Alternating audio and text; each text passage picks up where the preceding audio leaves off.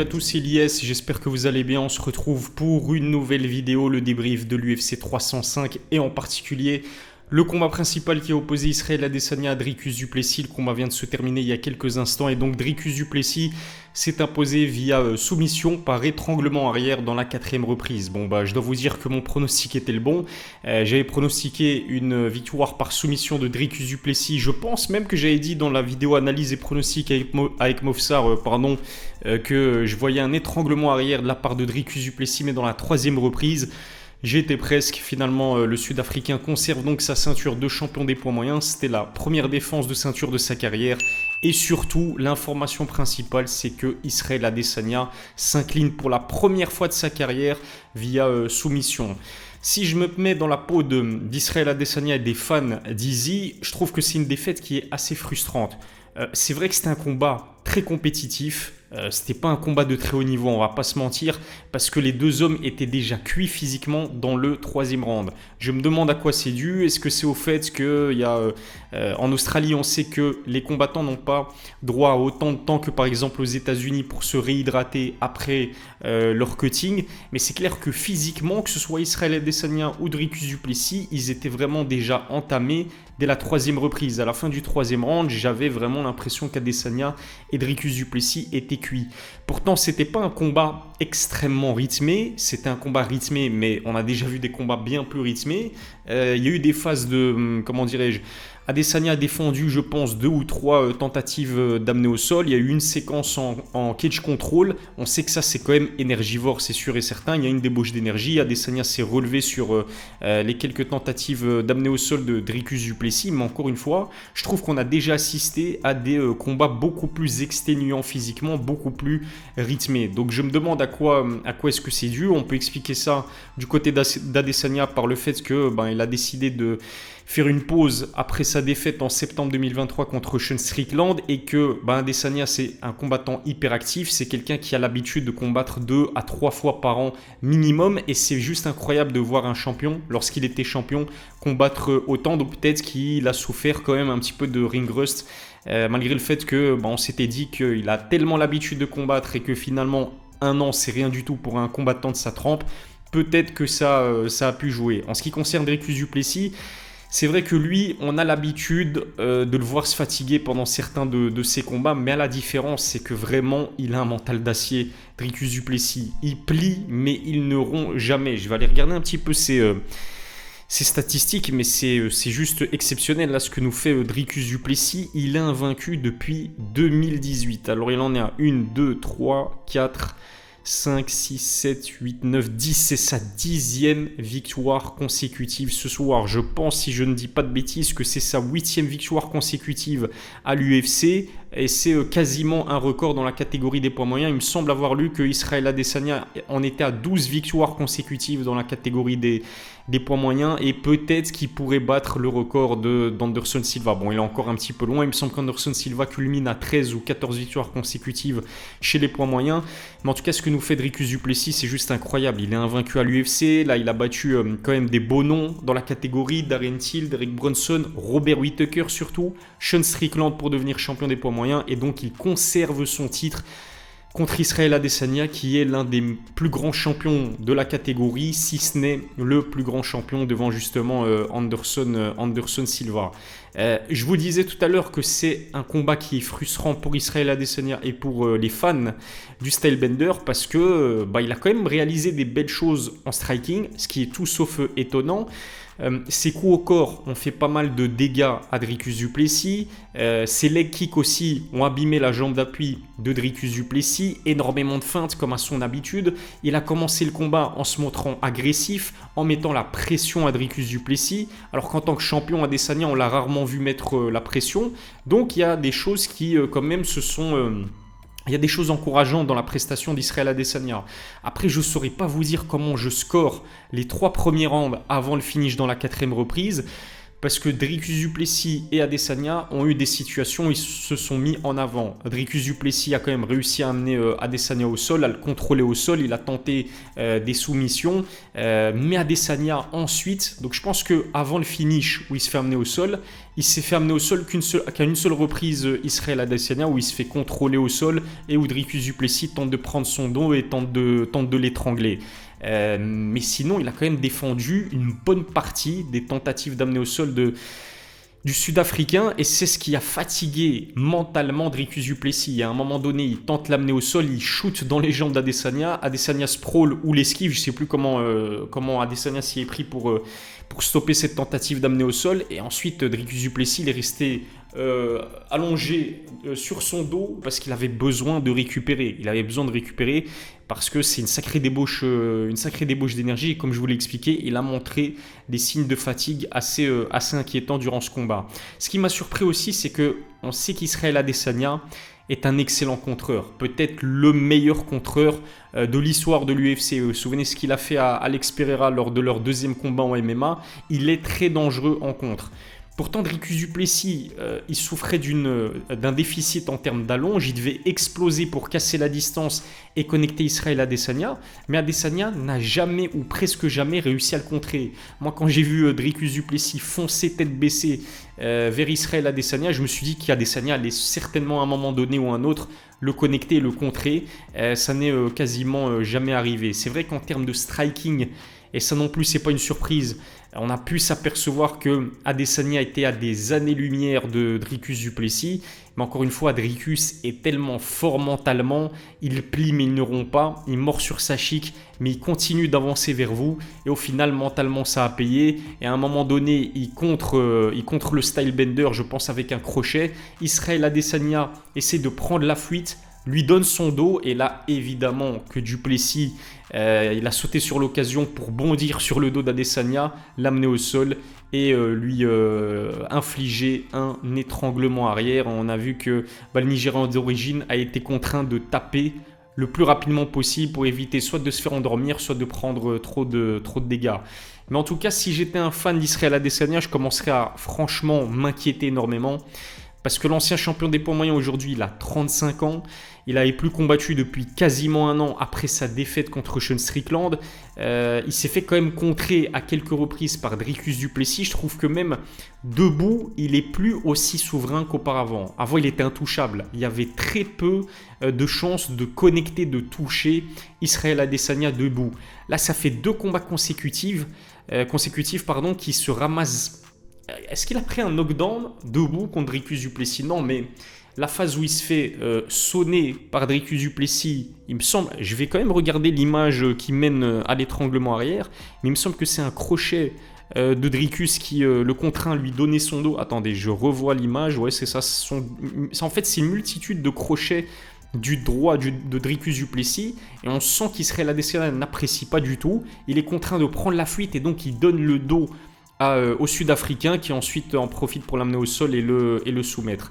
Donc contre Sean Strickland et contre Dricus du Plessis, on a le sentiment que Adesanya n'est plus du tout aussi intouchable qu'auparavant. 2 défaites consécutives. Contre Strickland, il se prend un knockdown dès la première reprise. Là, il se fait étrangler et soumettre pour la première fois de sa carrière. Sur ses 4 derniers combats, une seule victoire contre Alex Pereira. Mais en plus de cela, il a bénéficié d'un contre supersonique incroyable mais vrai. Mais il se faisait, j'ai pas envie de dire gourmet vulgairement parlant, mais il se faisait quand même largement surclassé par Alex Pereira. Il a été champion, Adesanya, il a défendu sa ceinture à de multiples reprises. Il a d'ailleurs été champion à 2 reprises dans la catégorie des poids moyens. Est-ce qu'à un moment donné, il ne faudrait pas mettre un terme aux hostilités? Moi, ce dont j'ai peur, honnêtement, pour Israël Adesanya, c'est qu'il nous fasse une Tony Ferguson. Ça va être compliqué dans la catégorie des poids moyens. En fait, il pourrait affronter qui, en vérité, maintenant? Paulo Costa? Aucun intérêt, il l'a surclassé, il n'y avait vraiment pas photo. Marvin Vettori, Jared Cannonier non plus. Robert Whittaker, franchement, on n'a pas envie de voir ce combat-là. On sait d'ailleurs que Whittaker va affronter Khamzat Chimaev au mois d'octobre à l'UFC Abu Dhabi. Et à mon avis, le vainqueur de Whittaker Chimaev devrait plutôt affronter Dricus du Plessis pour la ceinture des poids moyens. On sait qu'il y a aussi Nassourdine Imavov qui commence à faire de plus en plus parler de lui dans la division. Il est numéro 4 aujourd'hui. Il va affronter Brendan Allen, je vais y arriver, qui est numéro 7 chez les moins de 84 kg. Peut-être que le vainqueur de Nassourdine Imavov, Brendan Allen, pourrait affronter ensuite Israël Adesanya. Je pense qu'Adesanya a besoin de reprendre confiance en lui. Pas de combat pour le titre au programme pour lui, peut-être un combat en fin d'année. Pour lui, encore une fois, il a besoin de retrouver confiance en son MMA. Israël Adesanya, le problème, c'est que maintenant, je peux vous garantir que tout ou presque tous les adversaires qu'il va affronter vont tenter de l'amener au sol, ce qui n'était pas le cas avant ou très peu, très rarement. C'est ce que je disais aussi dans l'analyse et les pronostics. Qui a véritablement essayé de tenter d'amener Adesanya au sol? Peut-être Derek Brunson, peut-être Marvin Vettori, ok. Yoel Romero, il a quasiment jamais essayé d'amener Adesanya au sol. En fait, c'est vrai que ses adversaires ont principalement essayé de striker contre lui. Rares sont les combattants qu'il a affronté Israël Adesanya qui ont non seulement essayé de l'amener au sol, mais surtout qui ont essayé de manière inlassablement de l'amener au sol durant toute la durée du combat. Et on sait que Dricus du Plessis, je l'avais dit dans l'analyse et les pronostics, c'était le grappleur le plus redoutable et le plus dangereux qu'a eu à affronter Israël Adesanya depuis le début de sa carrière, peut-être à l'UFC ou peut-être depuis le début de sa carrière tout court en MMA. Et c'est ce qu'on a vu aujourd'hui. Malheureusement, Adesanya au sol, c'est pas sa tasse de thé. Le sol et le grappling n'est absolument pas la tasse de thé d'Israël Adesanya. Jusqu'à présent, en fait, il se reposait sur son excellente défense des amenés au sol et sur sa condition physique, sur son cardio, pour l'empêcher de prendre trop de dégâts au sol, pour l'empêcher de finir et de se faire maintenir au sol. Mais là, même d'un point de vue condition physique, ça m'a sauté aux yeux aussi contre Sean Strickland. Et là, ça m'a sauté aux yeux contre Dricus du Plessis. Auparavant, on n'avait vraiment pas l'habitude de voir Adesanya tirer la langue dès la 3e reprise du combat, ce qui est plutôt inquiétant honnêtement pour le style bender. On a vu aussi qu'en conférence de presse, Adesanya, il était très émotif. Il a pleuré en conférence de presse après que Dricus du Plessis a fait une référence à son passé où apparemment il aurait eu des servants au Nigeria. C'est vrai que ça, c'est un secret de polichinelle. Adesanya a toujours dit que lorsqu'il était enfant au Nigeria, sa famille était pas du tout modeste, c'était pas la classe moyenne. La famille d'Israël Adesanya, c'était plutôt des personnes aisées. Il n'y a absolument aucun mal au fait d'être aisé, au contraire, c'est tant mieux. Si tu grandis et que tu nais avec une cuillère en argent dans la bouche, c'est tout bénef pour toi. Pourquoi essayer de prouver, de dire que non, j'ai struggle comme ils disent les Américains, les Anglais. Non, j'ai eu une enfance difficile, c'était terrible pour moi. On s'en fout que tu sois riche, que tu sois pauvre, on n'en a rien à cirer de tout ça.